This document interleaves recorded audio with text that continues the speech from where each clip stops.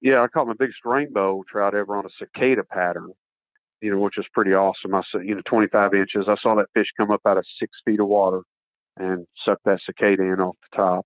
Oh gosh, I mean, just pure bliss. I was telling somebody what a great experience that was and everything, and they said, "Boy, that's got to be one of the greatest days of your life, like right up there with like having children and getting married." And I was like, "Oh no." I said, "It's a lot better than all that. It's a lot better than all that." Said like a true fishing guide, man. Welcome to the Destination Angler Podcast, the podcast for anglers who travel. And I'm your host, Steve Haig.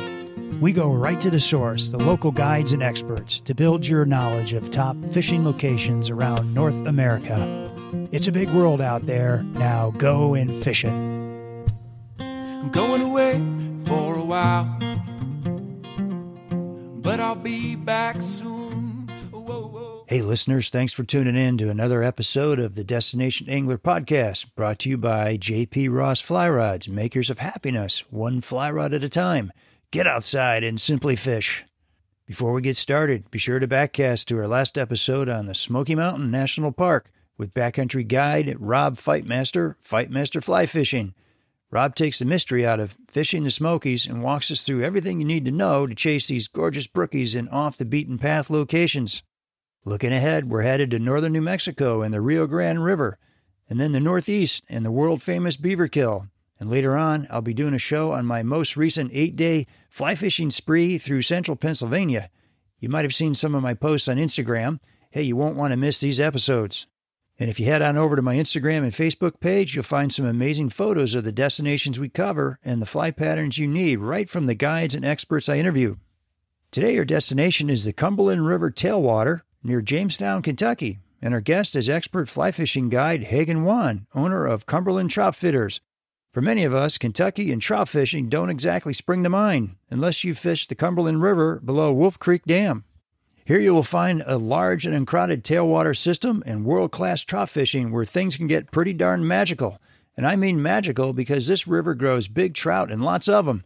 As Hagan likes to say, the Cumberland will spoil you. In fact, the Cumberland River is home to the Kentucky state record brown trout at 21 pounds and the state record rainbow trout at 14 pounds. Them are some big uns.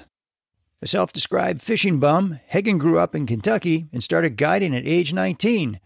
Known around Lexington as the kid with a fishing problem, Hagan started guiding clients with an Old Town Canoe and shares some pretty funny stories, and one about a doctor, a snake, and his capsized Old Town Canoe. He has a forestry degree from the University of Montana, where he studied and guided his way through college. After college, he dragged his drift boat all the way back to the Cumberland River, where he got a lot of sideways looks and comments like, "Hey man, what's with that banana boat?" Hagan's been fishing the Cumberland for over 20 years now and has been featured in a number of fly fishing publications and outdoor programs. And just about everybody uses a drift boat now on the Cumberland. As an added bonus, Hagan covers Hatchery Creek, the 2-mile man-made stream right there at the foot of the dam, known for highly technical fishing and big migratory rainbows. And I'm talking big, up to 30 inches, and you can find these bruisers in the fall. So listen as Hagan dials us into this incredible fishery most of you have probably never heard of. I hope you enjoy the show. All right, Hagan, so welcome to the podcast. Glad to have you. Yeah, thank you, Steve. Appreciate it. Good to be here. Yeah, for sure. All right, so how's the fishing been on the Cumberland River lately? You were out today, right? Yeah, sure was. Fishing's been pretty good. I mean, this is, the Cumberland, we don't get started here till late, so we've only been fishing 4 or 5 weeks now, but the river's starting to clear up more and more, and, plenty of bugs out. Fishing's good. Oh, nice. How'd you guys do? You get some big ones today? Yeah, we had a pretty good day. I had a, pretty good angler today. Actually, I had him the last 2 days, and, yesterday we struggled a little bit. They actually had the electroshocking boat out yesterday, so that's always kind of a challenge working around that a little bit. Yeah, what the heck's with that? Yeah, they actually run a little extra water when they do that too, which can complicate the fishing. So struggled a little bit yesterday. We did okay. I mean, the kind of day a lot of people would probably consider pretty good, but it seemed a little bit slow for us. And then we had a pretty good rally today and a little bit of water conditions and pretty nice day. Nice. I think we caught, a half a dozen slot rainbows today. Those are fish, 15 inches and larger. So, one pushing 20. So pretty good day. Wow. How are those rainbows fighting for you? Pretty good? Oh yeah. I mean, I tell you, the Cumberland's got some bruisers in it. I mean, they just kind of grow like footballs in there. And, it seems like whenever they get to that slot size, that 15-inch size or so, they just kind of turn into a different beast, really. And real hard fighting, big jumps. I mean, just a lot of fun whenever you tangle on something like that. So. Yeah. Yeah. Now, when you say slot fish, you talking about like slot limits where you can keep fish, or? Yeah, Cumberland's got sort of a special regulation on it. Our slot is, you have to actually release in the slot. So all the rainbows between 15 and 20 inches have to be immediately released back into the river. Okay. And you're catch and release anyway, aren't you? That's right. Yeah. I do practice all catch and release, but there is some, meat hunting going on in the river there. There's people that do keep some trout time to time. So we do have some special regulations on the river. I mentioned that slot, 15 to 20 inch on the rainbows. You have to release everything in that range. You're only allowed to keep one fish over 20 inches. It's sort of a trophy sort of regulation. On the brown trout, there's a one fish per day maximum. It has to be at least 20 inches. Same with cutthroats, one fish a day, 20 inches, and the brook trout, 15-inch minimum, one fish a day. Are you seeing 20-inch fish every day? Not every day, but nearly every day, at least hooking one. We don't always get it in the net, but yeah, we're turning fish like that pretty regular. Yeah. That's cool. So these regulations, they put these in place to create a trophy fishery, it sounds like. That's right. Yeah, sure did.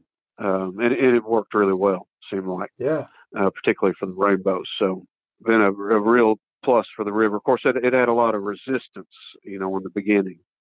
But, now that it's been in place for a while and people kind of seen the results, I think everybody's kind of on board with the regulations. So seems to be going pretty well. Yeah. And they stock a ton of fish in here too, but these are big holdover trout, right? Yeah, that's right. It's a big river and, it stays cold year round. I mean, it never really gets above 60 degrees, even in the height of the summer. So, plenty of opportunity for these fish to kind of hold over. And we definitely see a lot of that. I mean, and, they put a pretty good number of trout in. A lot of them make it. And there is a little bit of spawning in the river too, not big there? numbers. Oh, cool. Yeah, not real big numbers, but there is some spawn in the river, and you will get some river-born trout every now and again. Oh, that's awesome. All right, so your website says Cumberland is close to nowhere. Yeah. So orient us, like, where is the Cumberland and why is it super remote, like close to nowhere? What's that mean? Yeah, I mean, it's kind of funny because it is sort of in the middle of nowhere, but at the same time, it's not real far from a lot of different places. So, we're probably 2.5 hours from Nashville, Louisville, Lexington, Knoxville. We're kind of in no man's land, sort of right in between all those cities. Yeah. But the river valley itself, just has a real remote feel to it. It's just kind of farmland, not very undeveloped down in the river valley. So, and it takes you a pretty good piece to drive to a Walmart or any kind of civilization. So, it has kind of a a remote feel to it for sure. Right. That's always the marker. How close is the nearest Walmart? That's right. Yeah. The further, the better, in my mind. I hear you. I used to do a lot of quail hunting. I remember knocking on a farmer's door, and somehow we got talking, and the guy said, if you can't buy it at Walmart, it ain't worth buying. Yeah. And I'll never forget that. I thought, man, I can think of a lot of things I can't get at Walmart that I like to buy, like a fly rod, That's right. Yeah. But, that's how some people think, even though the Walmart put all the stores, yeah. All the stores in downtown, those little towns are all out of business because of Walmart, but yeah. I guess that's just the way it goes. Sure.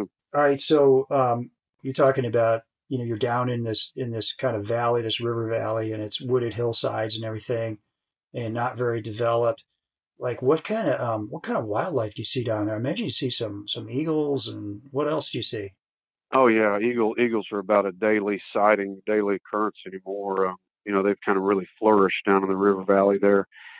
See osprey, herons, great blue herons. I mean, very prolific. Of course, the valley is just full of white-tailed deer, pretty good population of those, lots of wild turkey. We've got quail in the valley. You know, you hear quail singing all day long usually. Oh, do you? Oh, yeah, love that. Yeah, sure do. Of course, a variety of critters, you know, in and around the water. You know, it's common to see raccoons walking the banks, even during the daylight hours on the river. You know, they like to get out in that lower water and, you know, toss around for mussels or whatever. Sure. And of course, we've got river otter, beaver, all that sort of thing. I've seen a wild pig in a tree before on the river. Say it again. A wild pig in a tree? What do you mean in a tree? In a tree. That's right. Yeah. What? we were floating down the river and, you know, saw this commotion going on. There's a squirrel, you know, barking, making a racket. And it looked like the whole tree was shaking. And I got to looking at it and it seemed like there was some kind of big black object near the top of it. And now this was a tree that kind of leaned out on the river, sort of a little bit more horizontal. So it makes a little bit more sense where, you know, something could climb up in it. But it, you know, so I rode over that direction just so we could sort of investigate a little bit. I thought it was a big black bear or something. And sure enough, whenever we got closer, we realized it was a wild pig. It was up rooting around in that squirrel nest. Yeah, sure was. Really? So, yeah, we don't have a whole lot of wild pig on the river, but, you know, there are some. There are some cane breaks on the river, you know, these big patches of cane, and, you know, they like to kind of habitat in those places. And okay. Yes, we've got bobcat. You know, there are some bear in the area. I mean, it's just a little bit of everything. You know, it's, like I said, it's pretty remote, so you get a little bit of everything down in there. Well, that's kind of nice. Like how many boats, you know, in a typical day, other boats do you see in a day? Do you see very many at all? Oh, no, typically not. Of course, more than I used to, but still, I mean, you know, it's a big river and, you know, plenty of room to spread out and everything. I mean, typically on a weekday, you know, you might see maybe 2 or 3 boats, maybe 4 on a busy day.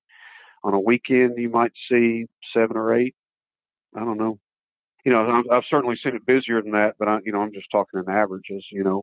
Right. Yeah, it's a pretty uncrowded river. I mean, as far as that goes. And like I said, it's a big river, plenty of room to spread out. I mean, you feel like you got the place to yourself most of the time, honestly. So, I mean, that to me, that's a big selling point, you know, because so many of the fisheries are just, you know, getting more and more crowded. But to be able to go to a place and just see a handful of guys in a whole day, that sounds great. Yeah, it's a treat. I mean, it really is, for sure. I've been to those places, you know, where you're elbow to elbow with people, and it does kind of take away from the experience a little bit. But you know, whenever you're down in a real remote river valley, just, you know, beautiful scenery and plenty of wildlife around it, it's a really neat experience to just kind of have it to yourself. Yeah. So, yeah, I definitely don't take that for granted. Well, for sure. Can you orient us a little bit? So, tell us, you know, where does the Cumberland start? I know it's, you know, this is flowing out of a big lake, you know, reservoir. You know, give us a flavor of the character of the water, if you could, kind of from top to bottom, especially where you're fishing. Okay, yeah, I'll tell you a little bit about the river system. It actually starts sort of in the mountains of eastern Kentucky. It comes off the Cumberland Gap, basically, and there's a few different forks, Martin's Fork, and there's a couple others, but they sort of make a confluence in Baxter, Kentucky. That's the official headwaters of the Cumberland. That's in, you know, far eastern Kentucky, just about as far eastern as you can go without being in Virginia.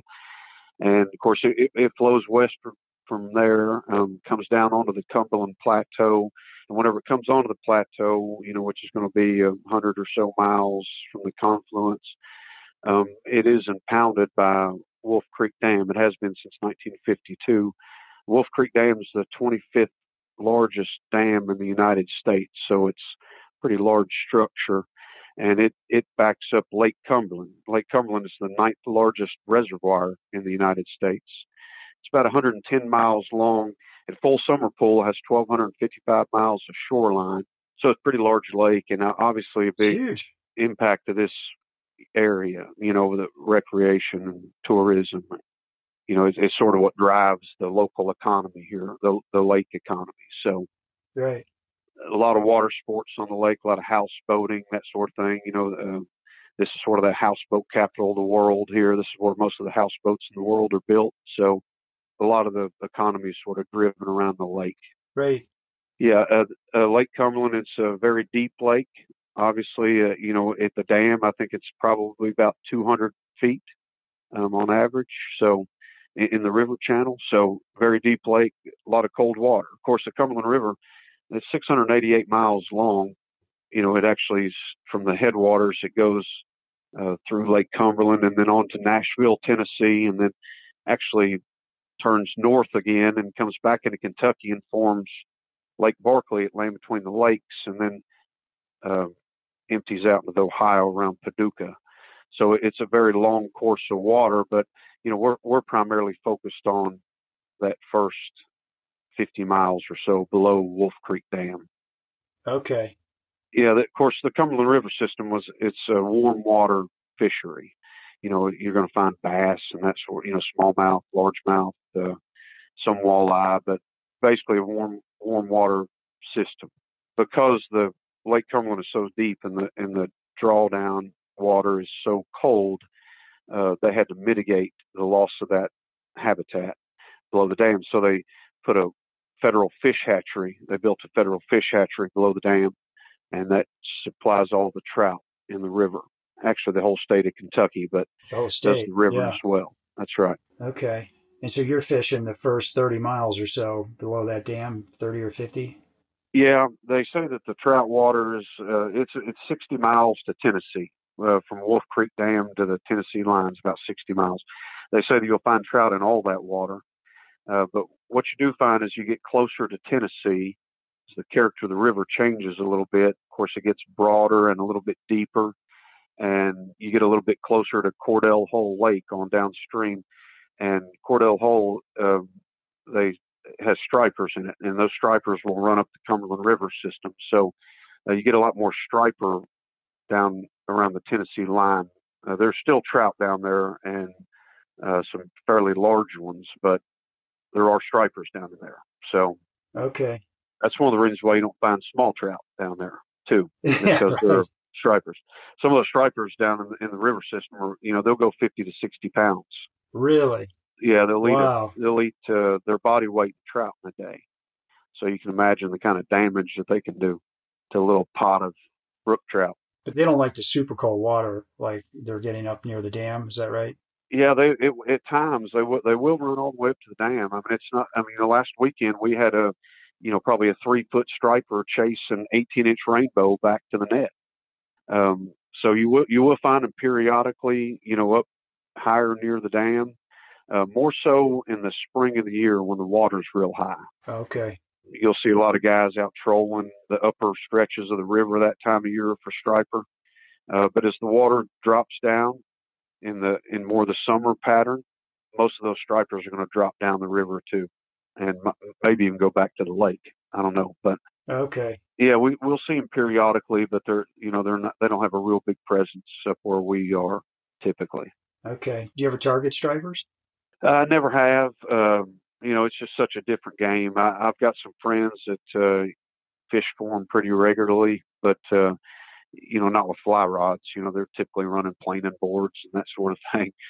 But it's just something I haven't gone after a whole lot, really. Not your game. Yeah, I've caught them before, just sort of on accident, fishing a big stew apty tarpon fly, trying to catch a giant brown trout or something. I've run into some pretty decent stripers doing that, but I really wasn't targeting the stripers per se. Just happened to run into them.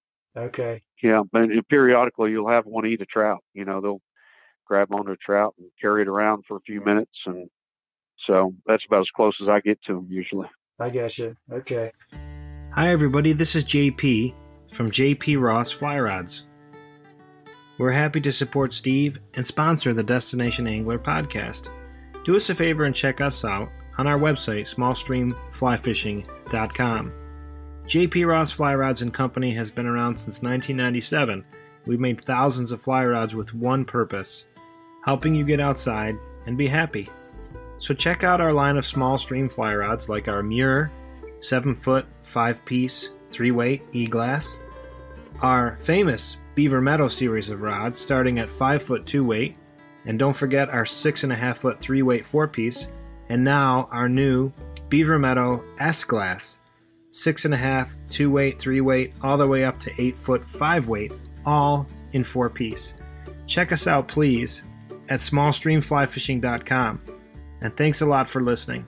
We'll see you on the water. Well, you tell me before the show that the Cumberland will spoil you, and I was wondering if you could talk a little bit more about that, at least when it comes to trout fishing. Yeah, it'll spoil you a couple of different ways, really. From my perspective, I mean, it's such an easy river to get around on. There's just nothing that'll reach out and bite you at any point in time or anything. No big rapids or log jams that you have to worry about. It's just really easy floating, typically. Real kind to the bottom of a drift boat, for sure. I gotcha. It's just a non-technical river, I guess is a good way to describe it. Huh. There's nothing real fancy about going out and catching fish. I mean, I can typically take out just about anybody and get them into some trout. Both my kids were fly fishing the river when they were 3 or 4 years old and doing pretty well out there. So yeah, that's great. It's pretty nice in that regard. I mean, it's a pretty easy river to fish, pretty easy river to float. I've kind of fished all over, and I sort of know how things are. And, of course, I used to live and work in Montana a little bit, and people's expectations whenever they arrive in a place like western Montana will oftentimes exceed both the quality of the actual fishery and also their abilities. So typically, people would roll into Montana. I floated down the Blackfoot River or something. They had a 20 fish day. I felt like things had gone really well. Like that was a pretty successful day. Sure. Not that way on the Cumberland. If you have a 10, 15 fish day on the Cumberland, we consider that sort of slow fishing. Not that we haven't had worse days than that, but we're used to seeing bigger numbers, bigger catch numbers. We're used to running into pretty quality fish, on a regular basis. So, like I said earlier, I mean, it's not that uncommon for us to hook into a 20-inch fish. I'm not going to say that it happens every day, but a lot of days it does. I mean, we'll turn a fish like that. Okay. And, there's an opportunity on the river to catch trout just as big as you can dream them up, really. So you get numbers and size on this system. That's pretty cool. Yeah, sure do. That's awesome. It'll spoil you, Steve.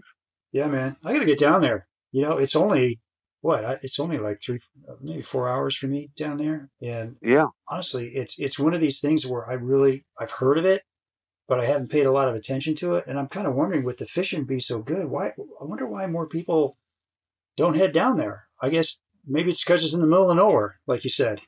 Yeah, I mean, of course, it's like I also said, it's really not that far from a whole lot of different places. So one thing about the river, though, Steve, it is moody. And, what I mean by that is it's kind of hard to predict what kind of water conditions you're going to have. And it can be a little bit intimidating as well because the river's so big. Yeah. It's not the kind of place where you're going to go out and do a whole lot of wade fishing.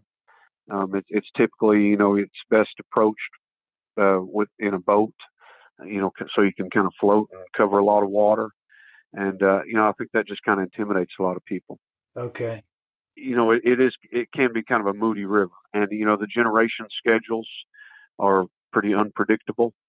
So, that makes it a little tougher to plan a trip. It can still be done. Yeah, right.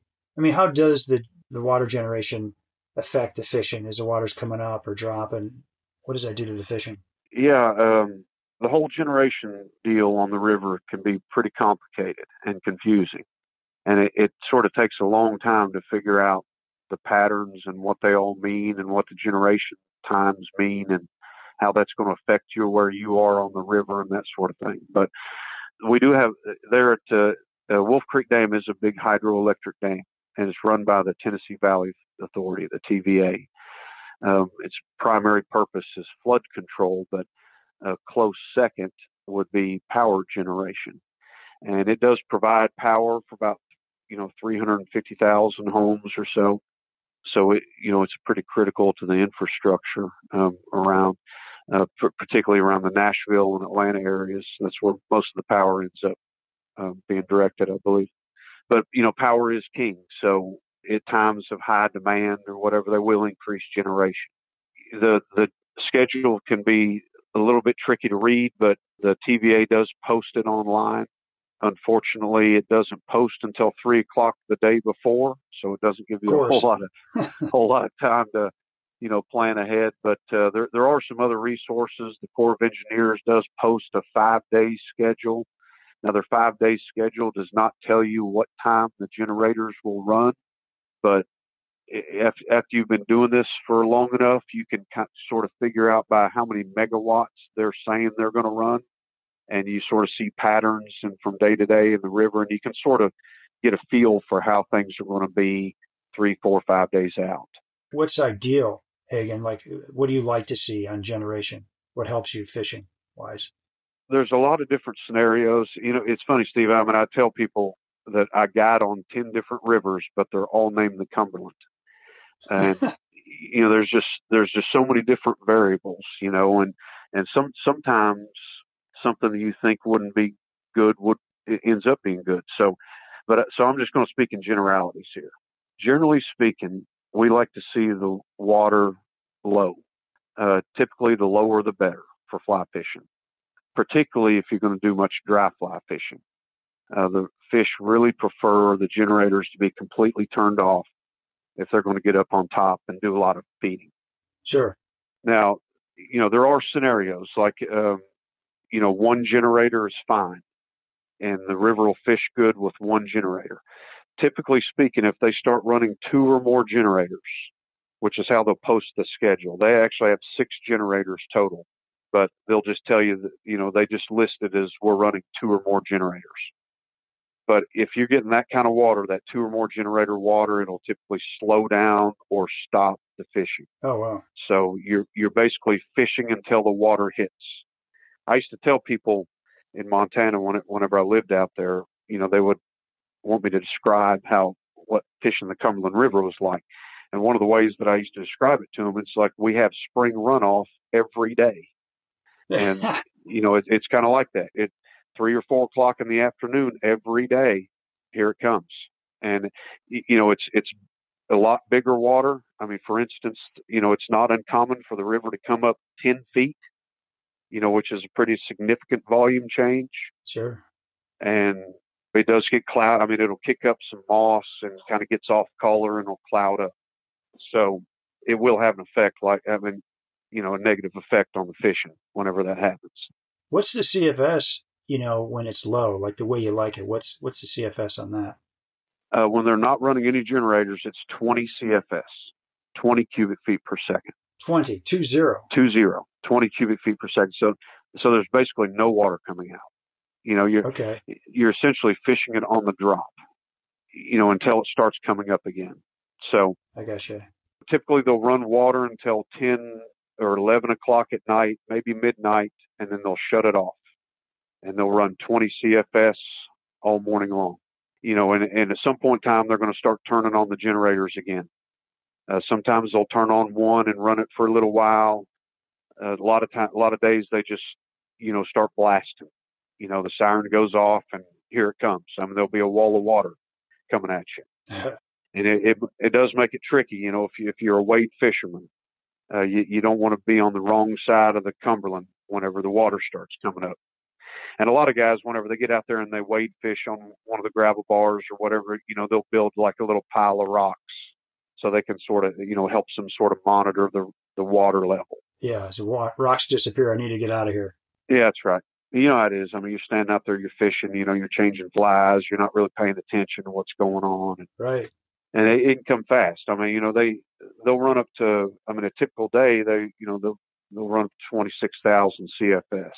Oh, 26,000. From 20 to 26,000. Yeah, that's a little difference. Yeah, typically they'll ramp that up a little bit. They're not going to just go from 20 to 20,000, but it will come quick. They'll run 6,000 per an hour, and then they'll crank it to 13, and then 20, and there you go. So okay. Generally, when the water comes, it comes pretty quick. I gotcha.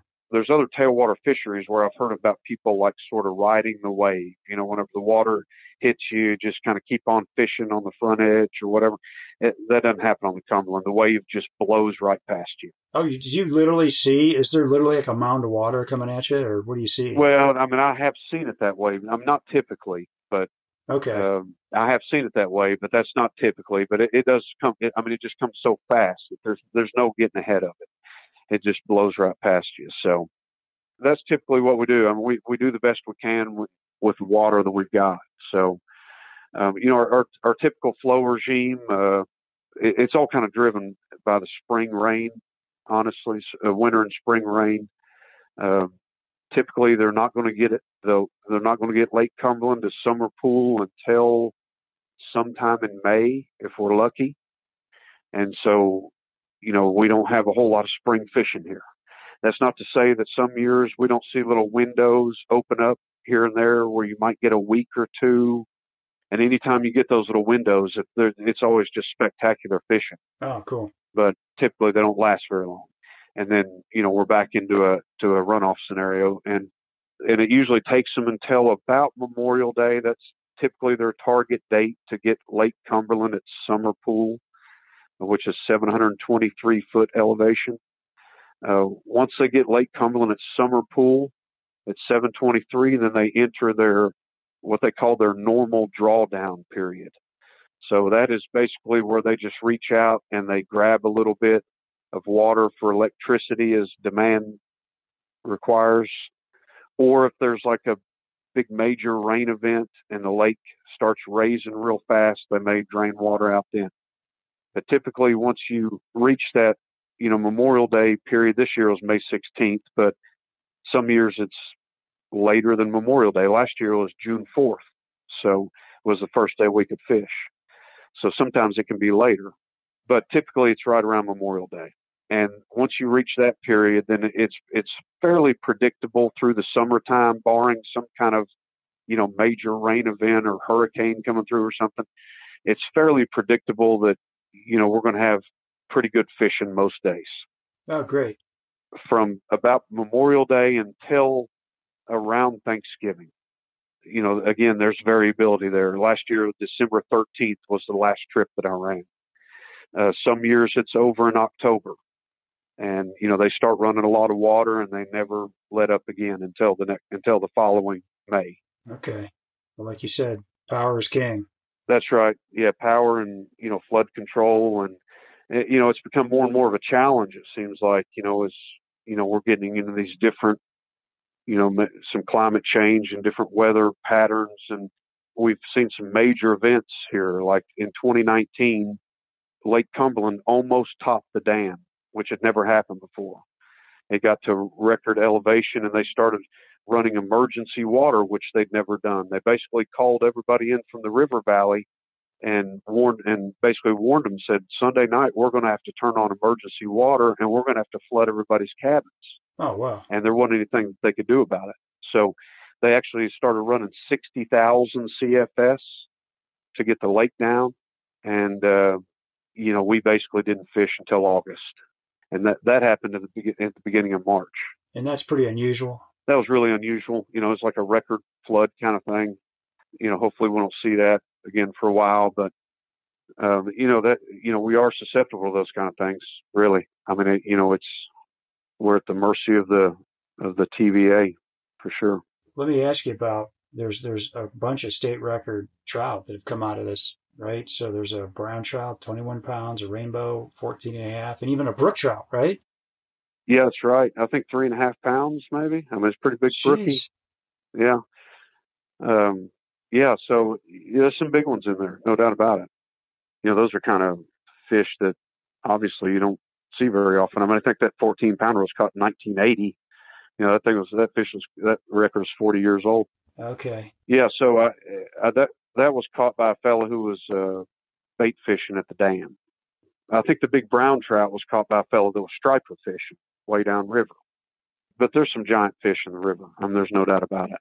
River monsters. Well, that's kind of fun just to think that they're out there where you're fishing. Are they catching those big ones in the winter like they are like down on the White River in Arkansas? No, not typically. I think typically those fish are, kind of caught in the normal operating season. Yeah. Kind of, summertime or fall or something like that. Yeah.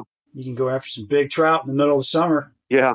Here on the Cumberland River. So that's pretty cool. There are some big trout caught up near the dam in the winter period in high water.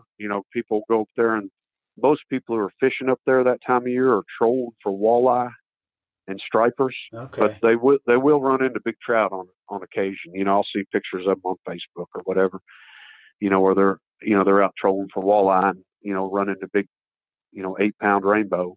Yeah. So some of them do get caught that time of year. Okay. Hagan, what's your personal best? I think the biggest trout I've caught myself was a brown trout, about 27 inches. Oh, nice. And I'm not much on weights. I couldn't tell you what that fish weighed, but it was a heavy fish. Just a dream come true, Yeah. How'd you get him? I caught that fish on a sow bug, like a little scud kind of pattern, Fox Statler pattern, just like the fish over on the White River. Yeah.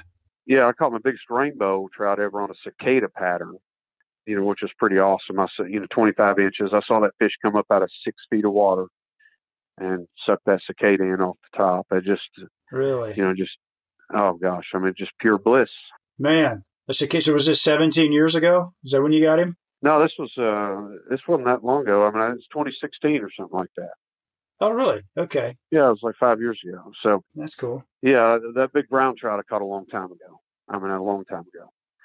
I was probably a teenager or something. But yeah, the big rainbow's pretty recent. I had somebody. I was telling somebody what a great experience that was and everything, and they said, "Boy, that's got to be one of the greatest days of your life, like right up there with like having children and getting married." And I was like, "Oh no." I said, "It's a lot better than all that. It's a lot better than all that." Said like a true fishing guy, man. Yeah, there's always that. Whenever you get married and have children and stuff, there's always that background stress. So, you got to take care of things, and just a little bit of worry. This was just pure bliss. It was pure bliss, heavenly. Right? Yeah, just heavenly. Didn't have to change a diaper at all. Oh yeah, it's awesome. Yeah. Well, all right. So let me ask you about your background. Talk a little bit about your family. So you introduced drift boat fishing into this part of the world. So how did that go for you? What was that like? Yeah, it was. It's kind of an interesting start, I guess. I pulled that drift boat back here from Montana whenever I finished college, and of course, I sort of grew up sort of fishing on the Cumberland. Cut my teeth there a little bit, but so I brought that. The whole time I was in Montana, rowing a drift boat and everything, I kept thinking to myself, I could make this work back home. Of course, there's no shuttle service, nothing like that. But I pulled it back and started, floating the river with it pretty soon after I got back, and used to get all kinds of crazy comments from people. People say, "Hey, you got one of those banana boats or whatever." And because of the generation schedule, the river coming up and down, a lot of people, they'd see me and they'd see that, I didn't have a motor, and they'd be like, "What are you going to do when the water comes up?" And I just kind of act ignorant. I'd say, "What do you mean when the water comes up?" They'd be like, "Oh boy, you don't know what's coming." What did you do? Well, I had a shuttle. Whenever I moved back, there's a little country store, not too far from the river, and this old fella Julio Burgess, who looked just like Jerry Garcia in bib overalls on a Harley, but he ran the little country store, and I went to Julio, and unfortunately, he passed away a number of years ago, but he was a real entrepreneur. He'd do anything for money. So whenever I floated this idea about him shuttling me around the river, for $20 a pop, he was all about it. So, yeah, Julio was actually my shuttle guy for years and years. Was he? Okay. Yeah. And, not long after I showed up on the Cumberland and started, rowing a drift boat and started guiding here and everything, it wasn't too long after that, probably 4 or 5 years after, some other drift boaters started showing up. And now it's pretty common. You hardly ever go out on the Cumberland on a day and don't see a drift boat. It's a pretty good percentage of the boats that you see out there anymore. There you go. So, man, you started it all. Yeah, it's kind of changed a lot. Yeah, and I don't feel that old. But yeah, right. How'd you get your start in fly fishing? Yeah, like most people, I guess I started fishing with more conventional tackle just as a kid, just, bumming around creeks and all that sort of thing. But I got a job when I was 16 years old at Herman's World of Sporting Goods there in Lexington, where I grew up. And Herman's was like the first big box store, sporting goods store in Lexington. This was before Dick's Sporting Goods and all that moved in. But I got a job there working in the hunting, fishing, camping department. and worked for this fellow named John Wooten, who was a real good kind of mentor at that stage of my life. And he's the guy that, taught me a lot of lessons. Like, somebody ever opens you an open pocket knife, you don't give it back to them any other way than open, that kind of thing. So, but he kind of turned me on to the concept a little bit of fly fishing. And then, I had a friend who had a little bit of experience with it. So he kind of, had some gear that I could use. And I just took to it right away. The first time I caught a fish, I think it was a bluegill on a fly rod. It's just, yeah. I don't remember anything much after that, Steve, to be honest with No you. kidding. Here we are. But, and it didn't take me long. I started poking around. I figured out we had a fly shop downtown. So, I bugged that guy to death until he hired me. And so, I went to work there, and it was an Orvis store. It's called Sporting Tradition. And his name was Fred Pfister, and he, still a good friend of mine. Actually took his son out and daughter-in-law out on the river last Saturday. So nice. Yeah. So, Fred fortunately took me into the shop and kind of took me under his wing. And, I learned a lot about fly fishing there. There's some fellow named Alan Creech who worked there in the shop, who's a master fly tyer, who sort of, kind of got me into fly tying a little bit. Honestly, Steve, at the time, I was kind of naive, I guess, and young. And I didn't really even have a concept that there were, like fly fishing guides out there, people that took people fishing for money or whatever. I just never really crossed my mind. But, word sort of got around. I was a fishing bum. I was fishing way more than I probably should have, at the expense of my schoolwork and all that, probably. But, oh, man, but I just loved it, and I just, anytime I could find 30 minutes, I'd grab my rod and go fish. So, and I caught a lot of fish, and kind of word got around that I was doing a lot of it. People coming in the shop, all of a sudden they wanted me to take them fishing or whatever.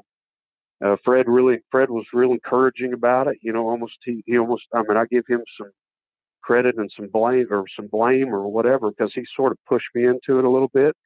But I started doing it, and just, once I started doing it, I just really enjoyed it. I really enjoyed being around the people.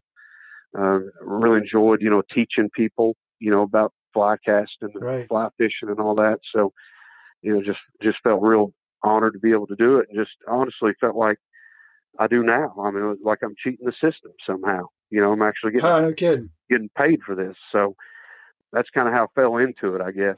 Didn't really mean to, but 30 some years later, here we are. So how about that? That's cool. Now, what kind of a boat did you have back when you were a teenager, taking people out fishing? Yeah, I actually had a square stern Old Town Canoe. I ran a little trolling motor on it. Had a couple little flimsy oars in the middle of it. Not a real good setup, I'll be honest with you. It's comfortably, I would flip that boat over. With your customers in it? Oh, yeah. All their gear, we'd have to scramble around. Yeah. And it seemed like that was pretty common. Yeah. How'd that affect your tip? I don't know. I didn't really pay a whole lot of attention to it. I'm not even sure if I was getting tips back then, honestly. Maybe not, if you're flipping customers over in canoes. No, I'll tell you. That's hilarious. This story, and I had a doctor and his son out, and it was one of my first guide trips, really, and probably my second or third guide trip ever. And I was taking these guys floating down the Elkhorn Creek, which is a beautiful smallmouth stream. And there are a couple little braided rapid spots on it that I would, usually get myself in a little bit of trouble on, but usually get myself out okay. I had been warned early in the morning that the old man Doc, petrified of snakes. Oh, man. Like deathly scared of snakes. And so his son told me, do whatever you can to keep him away from snakes, because it's not good. So I was thinking about that during the day. But, at some point in time, we got down this little braided channel section around Peaks Mill. And sure enough, the canoe flips over and, in this little rapid, and all the gear comes out. So I'm scrambling around, trying to get the cooler back and, doing. And I look up, and the old man is like swam over to the edge of the little braided channel. He's grabbed a hold of this great big tree hanging off the bank, which is good. He's like stable there in a good spot. But I look, and about 5 feet up the tree from him, big 6 foot long black snake. Oh, man. Right there next to him. So sure enough, about the time that I see it, he sees it. And he just instinctively just kind of lets go of the tree and just starts free drifting. So I went out there a little ways and kind of grabbed hold of them and got them out of the current and everything.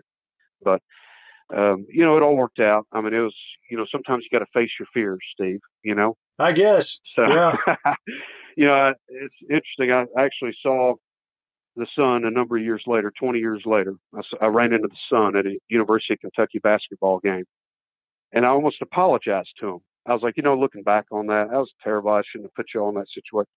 And he said, I'll tell you what, till the day that my father died, he talked about that as one of the greatest days of his life.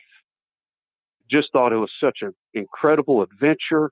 And, he went out and fly fished and caught smallmouth, and he came face to face with his greatest fear. So, I mean, it was just an incredible experience for him, and there I'd spent 20 years thinking that it was just, just feeling terrible that I'd put these people through this. So, you never really know how people are going to take it, I guess. No, right. Yeah, here you go. You're sweating it for no reason. The guy loved it. Yeah, but I did have kind of a, looking back on it in hindsight, probably a little bit of a rough start to the guide career. You think? Yeah, and a lot of that is just because, honestly, I was kind of self-taught doing it. I never went to work for an outfitter. Like I said, I didn't really have a concept of a fly fishing guide. I didn't know that they were out there, so I didn't know how they operated. So I was just kind of winging all this. Really, I was just kind of making it up as I go. I'd heard that you got to feed them, so I put a little lunch together. Bring some food, bring some water, maybe. Yeah, and it all worked out. I mean, it was a pretty steep learning curve there, but well, then you ended up going to University of Montana, forestry major. Yeah, that's right. I actually did my graduate work at the University of Montana in forestry. Nice. And the University of Montana has a great forestry program. That was not necessarily the primary selling point for me to choose the University of Montana. I'll be honest with you. I'd heard that they had pretty good fly fishing. Yeah, I was going to say. I really like the fly fish, so I figured it might be a pretty good fit. So I went out there and I loved it.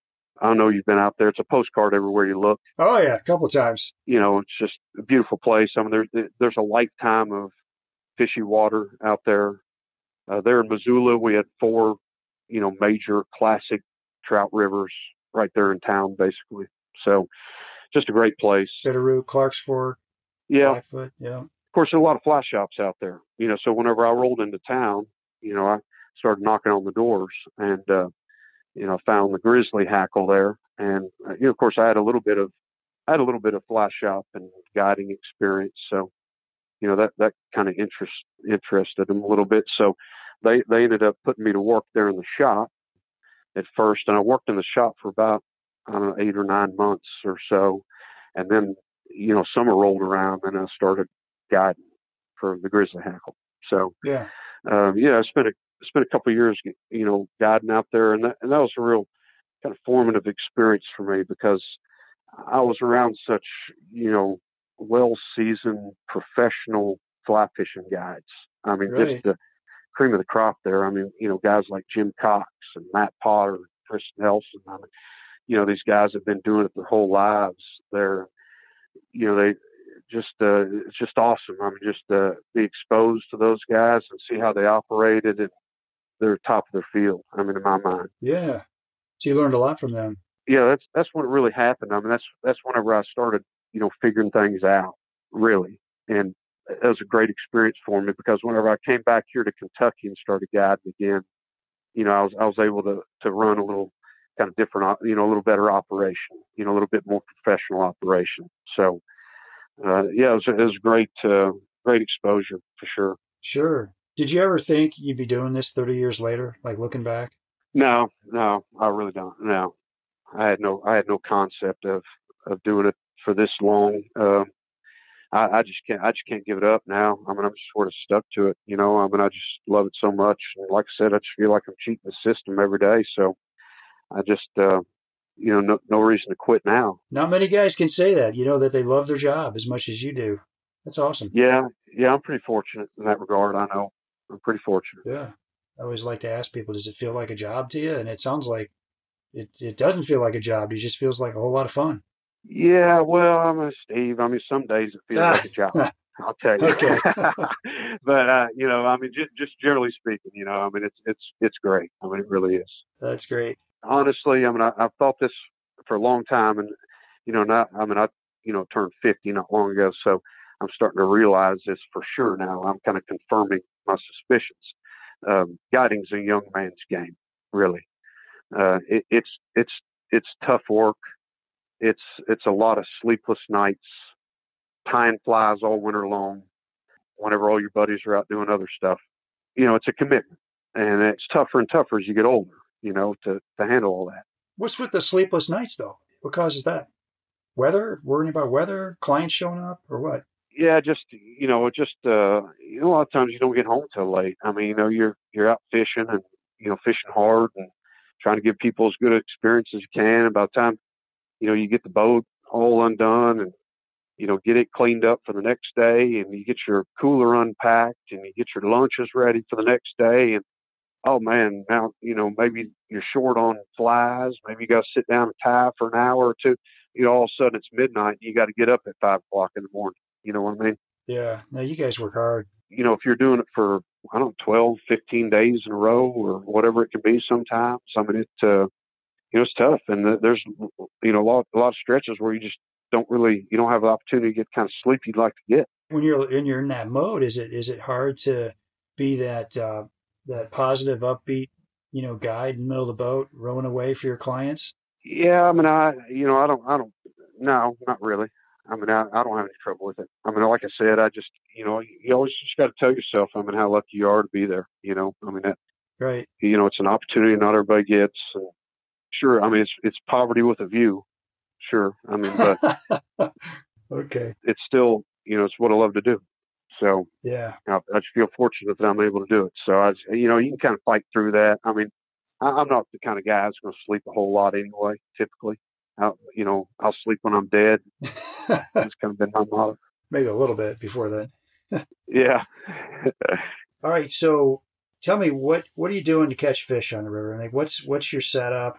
How are you going after fish? Are you nymphing? It sounds like dry flies occasionally. What are sort of the keys to success? Yeah, the Cumberland is you know, typically considered a nymphing river, and you know, it definitely will nymph well. We do a lot of nymphing on the river, a lot of tandem rigs. Typically, we'll fish like you know, underneath some kind of indicator, whether it's yarn or, you know, foam or whatever your indicator is.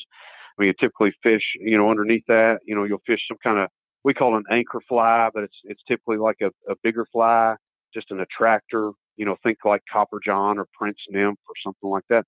And then dropped off, you know, a couple feet below that, you fish something really, really tiny. You know, it's something you'll typically fish in a tailwater, maybe a zebra midge or little small pheasant tail, little tiny mayfly nymph or something along those lines. What's tiny? Like how small is that? 16, 18, 20. Okay. You know, so somewhere in that neighborhood. Yeah. So maybe not tiny, but small. Yeah. You know, a lot of indicator fishing underneath those things. Sometimes, you know, once you get into summer, August, September, October kind of time frame, we typically get rid of the indicators and put on some kind of edible foam, whether it's cicada or grasshopper or something, you know, just something they can actually come up and eat.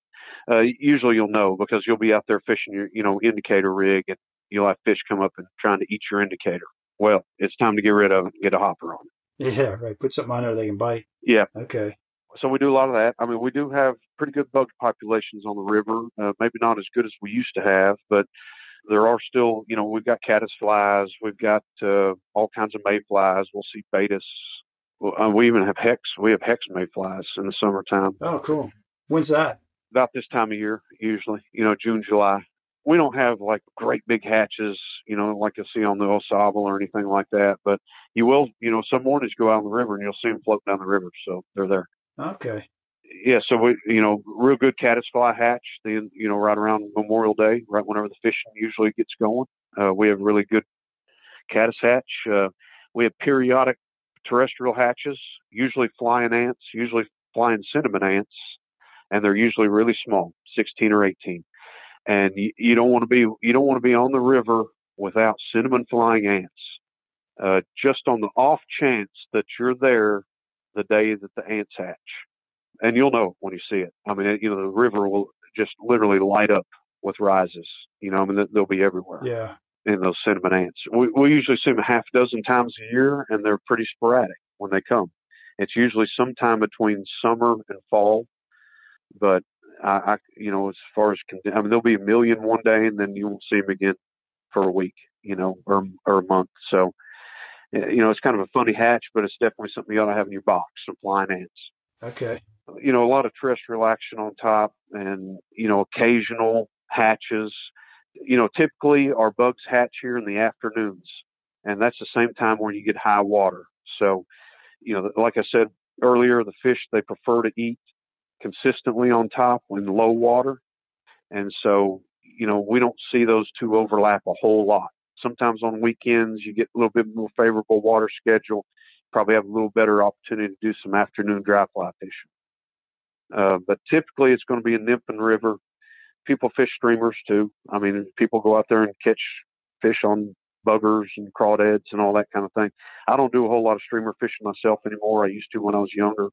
I just, it's just not my style much anymore.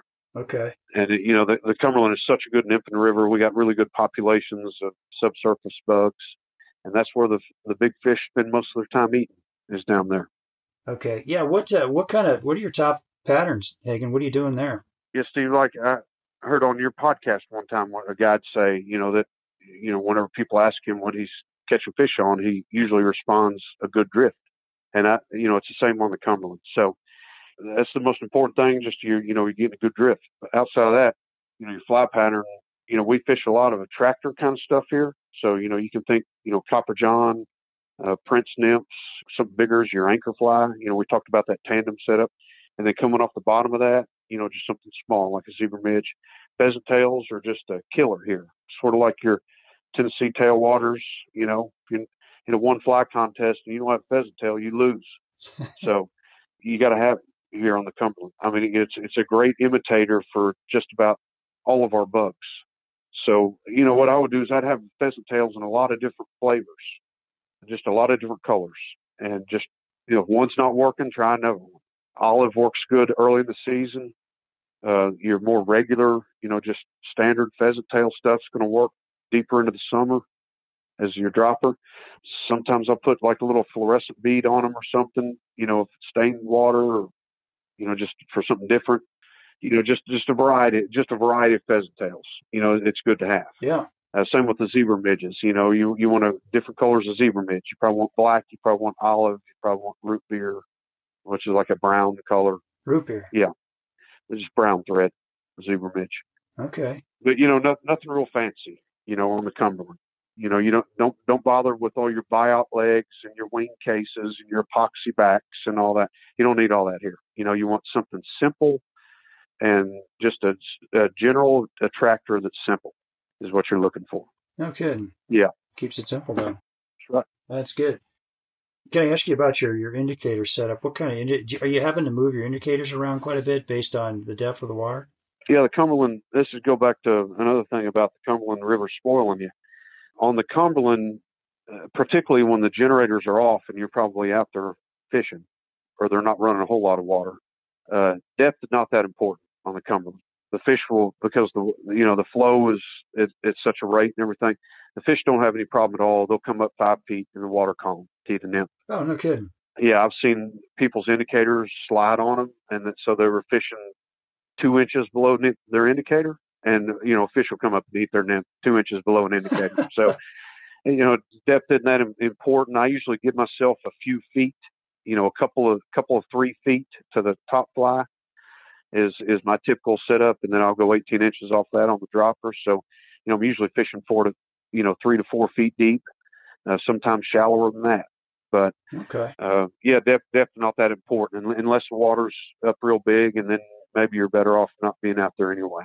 What kind of leaders, tippets are you using? I do think the fluorocarbon's important on the river, even though it's not a technical river. I do think that if you're going to catch big fish, I do think that they get a little bit picky at times on leader stuff. So I would fish fluoro. We typically fish, in the 5X neighborhood. I have had days in the late summer when We've had to scale down to 6X. Water gets real low and real clear, and the fishing is kind of tricky. Sometimes we'll go down to 6X. Sometimes it'll make a difference. Usually 5X is fine. You could probably fish 4. Probably not that critical, but I would fish fluoro and, something a little simple. That's a good tip. Yeah.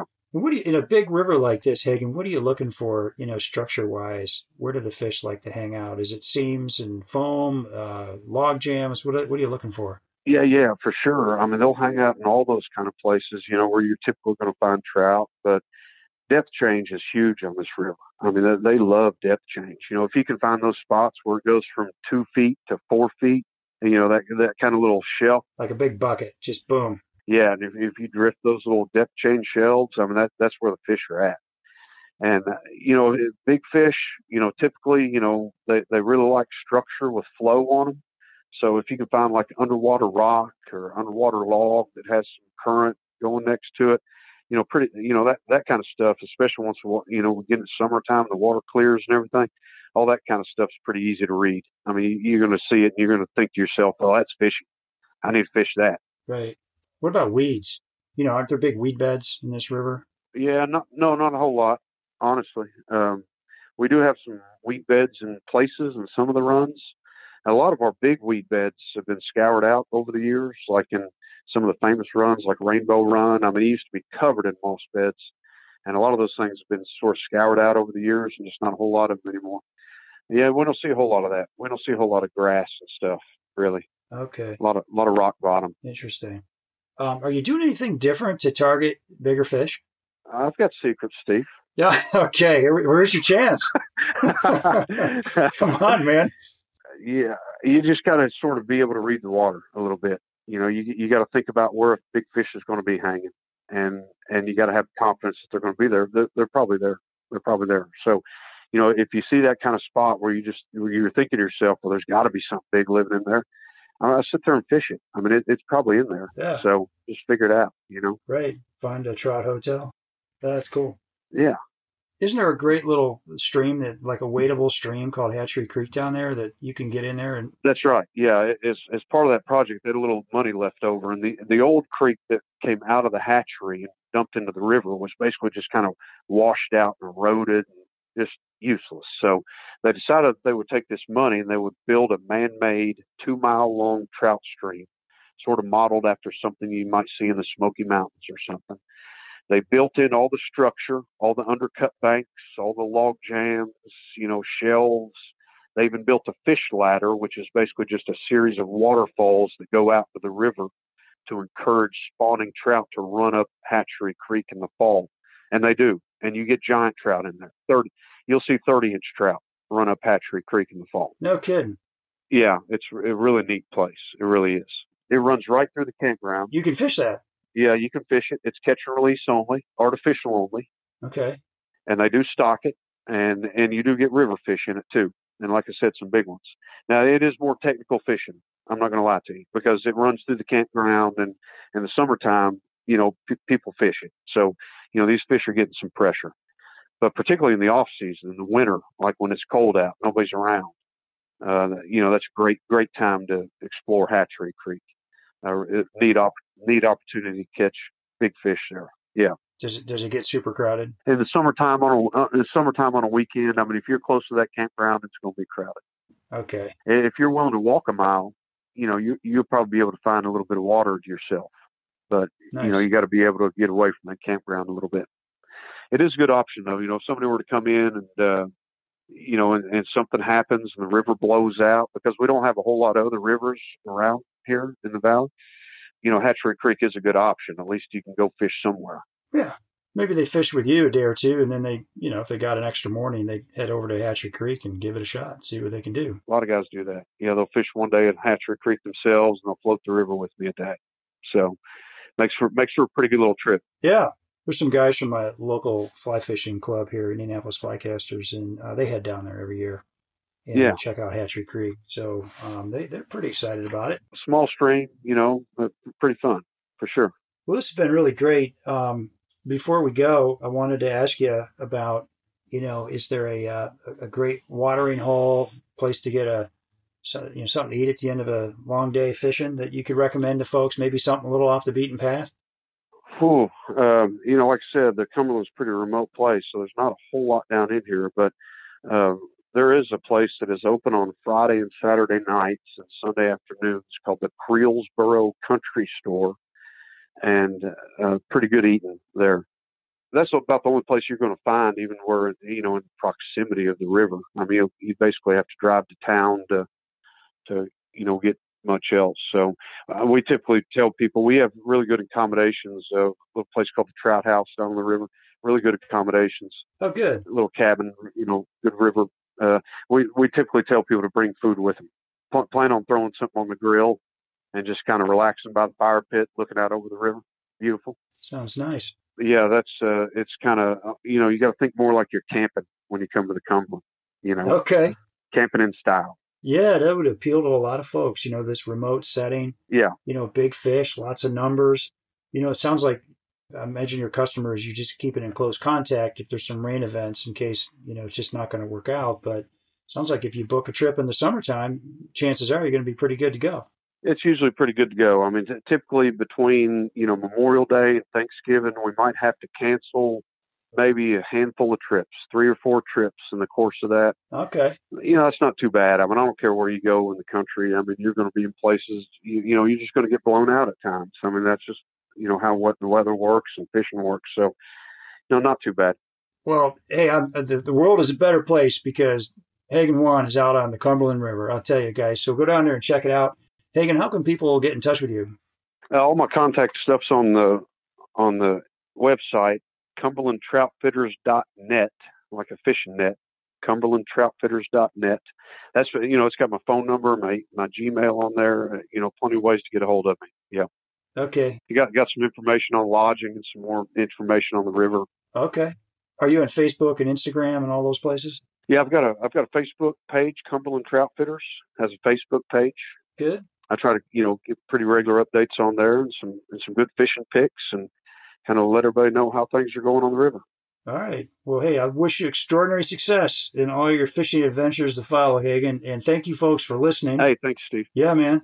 We'll post some pictures of this beautiful river for you folks. And maybe Hagan can take some pictures of his favorite fly patterns. And we put those on the Destination Angler Facebook and Instagram page. What do you think, Hagan? Yeah, right on. Yeah. All right. Awesome. So, folks, feel free to DM me or email me with any comments or suggestions at sag50@gmail.com. Love to hear from you. Always, our music is from a Brothers Fountain. Hope you enjoyed the show, and we will see you again soon.